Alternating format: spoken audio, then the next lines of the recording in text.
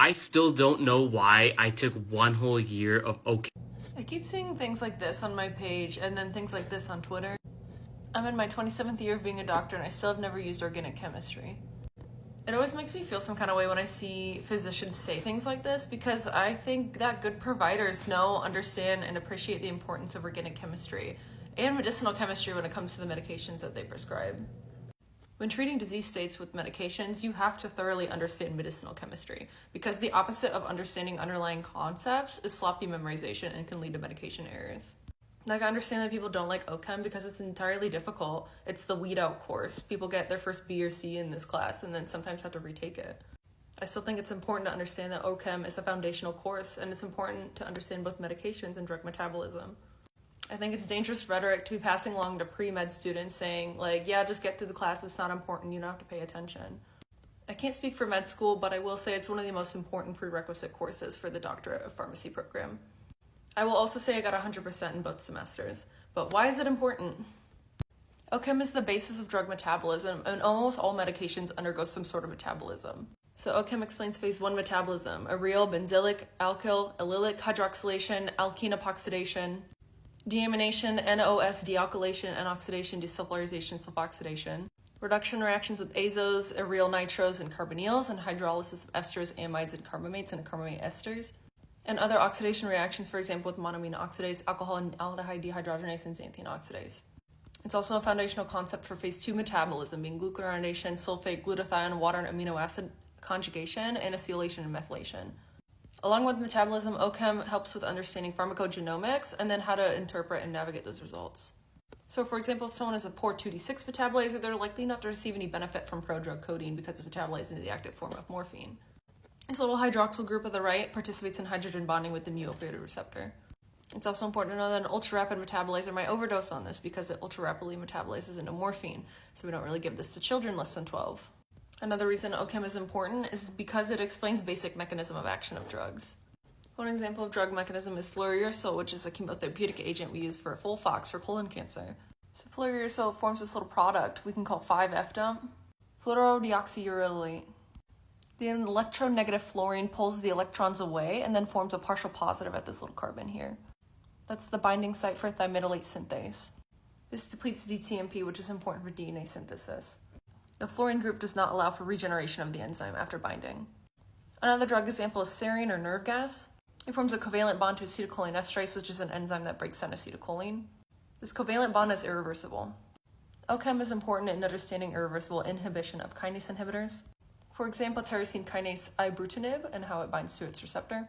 Another reason why O-Chem is important is that it explains drug toxicity and reversal agents, as well as chemo mechanism of action rescue agents for preventatives for toxicity.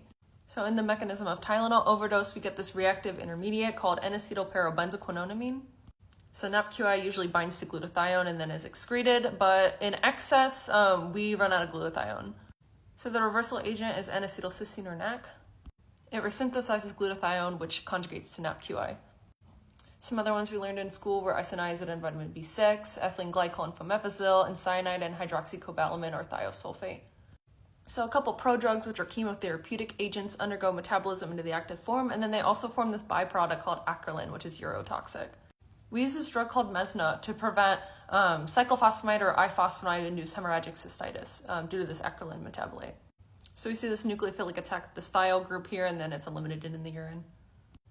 Another reason why organic chemistry is important is that it explains drug development and synthesis and prodrugs, and then also soft drug mechanisms. So again, prodrugs are drugs or medications that are enzymatically activated into the active form. So we have a ton of different reasons why we synthesize prodrugs. Of course, poor aqueous solubility, bad taste, maybe to extend a duration of action. An example of a prodrug is clopidogrel. It's enzymatically activated mainly by CYP2C19 into the active form, which binds to the P2Y12 enzyme. See that little disulfide bond here, and bound to that little thiol down there. So covalent bond, again, irreversible inhibition. It's important to know that 2C19 or CYP2C19 is very important, again, for this activation, and a medication like Prilosec or omeprazole inhibits the metabolism into the active form. I would say this is especially important for someone who's had like a recent stenting with like a myocardial infarction or a heart attack. You want to make sure that your antiplatelet is working so your platelets don't adhere to that stent and cause another heart attack. I also mentioned soft drugs. These are medications that are administered in the active form and they have a very quick onset and offset. One example is remifentanil. It has a rapid onset, rapid analgesia, and then it also has like a very quick recovery time after you stop administering it. Another medication that this reminds me of is romimizalam or Byfavo. It's like a newer, very short-acting benzodiazepine that hit the market. It's important to understand soft drugs because new medications will hit the market like this, like Byfavo, and then you'll have to consider, like, is this cost-effective to be something that we're going to be using like in a hospital?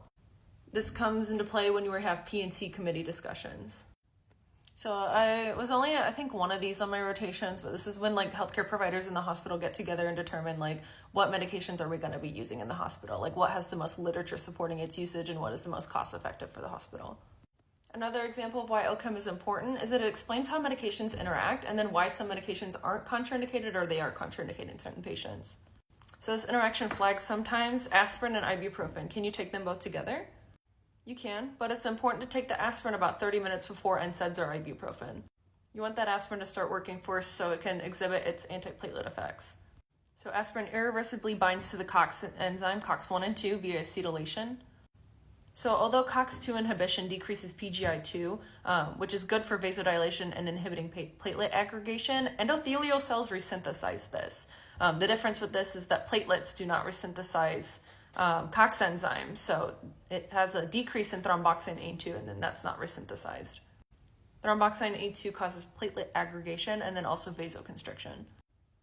O-Chem also explains the hypersensitivity that we get with some patients with sulfa or sulfonamides and how they can produce an antigenic signal.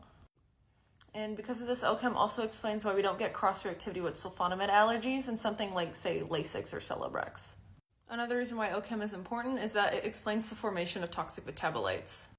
Here we have ranitidine or Zantac. I've actually taken this before it was withdrawn off the market. So organic chemistry explains how we get this toxic metabolite NDMA or N-nitrosodimethylamide. So NDMA is cancerous. It can form an alkylating agent. What is an alkylating agent? Bow, bow, bow. That's an alkylating agent. They are extremely reactive electrophiles. They bind to DNA. This inhibits cell replication. So that's why we use alkylating agents as chemo. Some examples of alkylating agents are nitrogen mustards, oxysophosphorines, nitrosoureas, triazines, procarbazine, and thiotepa. Many chemotherapeutic agents can also cause cancer. O-Chem also explains how tetracycline forms a toxic metabolite. This is one of the few medications that is toxic when it's expired. So tetracycline undergoes epimerization to 4-epianhydrotetracycline, which is renally toxic. I will say that doxyaminocycline don't form this toxic metabolite. Another medication that has like a somewhat toxic metabolite is carbamazepine. It's used for trigeminal neuralgia and then seizures and then also for mood for some patients with bipolar. So this metabolite is thought to cause its toxicity. We have this little epoxide group at the top that looks like a little triangle, like a little hat. Epoxides are known to form protein conjugates and toxicity via covalent bond formation. Another reason why understanding O-Chem is important is when you're trying to understand resistance mechanisms, for example, with antibiotics. There's lots of ways that these bugs get crafty and cause like resistance to antibiotics. Like we get efflux pumps, blocked penetration, target modifications, or inactivation by enzymes. So an example here of inactivation by enzymes are with aminoglycosides, like kanamycin, gentamicin, stuff like that. So this mechanism for bacterial resistance, these little enzymes either acetylate, phosphorylate, or adenylate this aminoglycoside. This can happen on the little OH or alcohol groups or the NH2 or amine groups. To overcome this resistance, for like example, gentamicin, we either remove the OH groups or the NH2 groups or add steric hindrance. O-Chem is also used to explain the importance and the ramifications of genetic mutations in certain disease states. So this is imatinib or Gleevec. It's one of the first-line options in ALL or acute lymphocytic leukemia. A lot of the Burke-Abel kinase inhibitors rely on this little bond here with a threonine residue. It's called the gatekeeper. It helps anchor it in the enzyme pocket. There's a mutation called the Burke-Abel T315I mutation. The point mutation causes an amino acid change from threonine to isoleucine. This causes resistance to a lot of these tyrosine kinase inhibitors. Ponatinib is the only TKI with activity against this resistance.